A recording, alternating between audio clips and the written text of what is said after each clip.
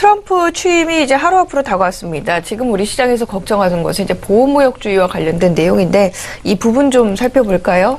네, 보호무역주의 상당히 시장에 좀 관심을 많이 가지고 있고요. 어쩌면은 트럼프 이런 그 외국 CNN 이렇게 좀 보시면 트럼프 얘기할 때마다 항상 부정적인 어떤 코멘트가 따라오는데요. 이제 내일이면 어떻게 보면 미국의 이제 대통령이기 때문에 대통령이 되고 나서 어떻게 볼지 그런 부분들 보시면 좋겠습니다.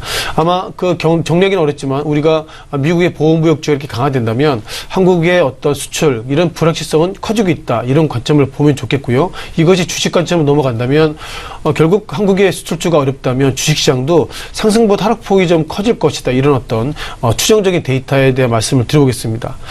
트럼프 당선자 같은 경우는 여전히 그 일자리 창출에 대해 상당히 신경을 많이 썼는데 그에 대한 이면에는 결국 미국만 이겨야 된다 이런 어떤 자국 이기주의가 한국 측의 악재로 작용된다 이렇게 보겠습니다. 자, 눈에 띄는 데이터가 하나 있습니다. 현대경제연구원인데요. 작년 즉 2016년 같은 경우에는 미국과 일본 즉 한국에서 미국과 중국이죠. 미국과 중국의 수출이 약 38.5%이기 때문에 우리가 수출을 100개 하면 그 가운데서 약 40개는 미국과 중국으로 간다 이렇게 보겠습니다. 따라서 이렇게 미국과 중국이 최근 들어서 보호무역주의를 강한다면 우리가 좀 이렇게 어떻게 보면 최근 증권 시장을 우리가 천수답이라는 표현을 쓰는 것처럼 이렇게 보호무역주의가 강화된다면 우리가 수출이 지금보다 더 줄어들 것이다. 그런 어떤 고민을 좀 가지고 있습니다. 어떤 달러 강세 이런 부분들이 가장 시장에 대한 고민을 좀 가지고 있는데요. 자, 무엇보다 그 트럼프 당선자 관련돼서 이틀 전에 그런 얘기 있었죠. 미국 달러가 상당히 강세가 되기 때문에 이것은 적절하지 않다는 표현을 쓰는데 따라서 달러 강세 요인이 미국의 요인보다도 미국 이외의 나라들이 어떻게 보면 통화정책 즉 환율 조작을 해가지고 이렇게 만든 것이라는 평가를 가지고 있는데요. 달러가 강세됐다는 것은 결국 미국이 최근 들어서 보호무역주의 강화 그리고 여러 가지로 경제 데이터가 좋아지기 때문에 그 의도적이지 않은 기계적인 강세이기 때문에 달러가 강세다. 그러면 그 이외 통화는 기계적인 약세가 되고 있어서 환율 조작 의혹 이렇게 얘기하는 것은 좀 적절치 않다. 그런 어떤 개의 말씀도 드려보겠습니다.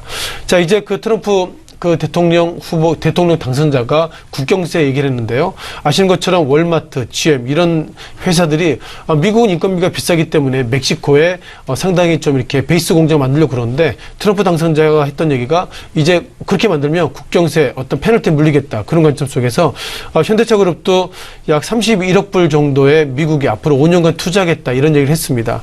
다만 이것이 어떻게 보면 정말 필요한 것인지 모르겠지만 아마 현대차그룹도 트럼프 이제 대통령 어떤 눈치를 보고 이렇게 하는 것은 아닌가 이렇게 말씀드려보겠고요.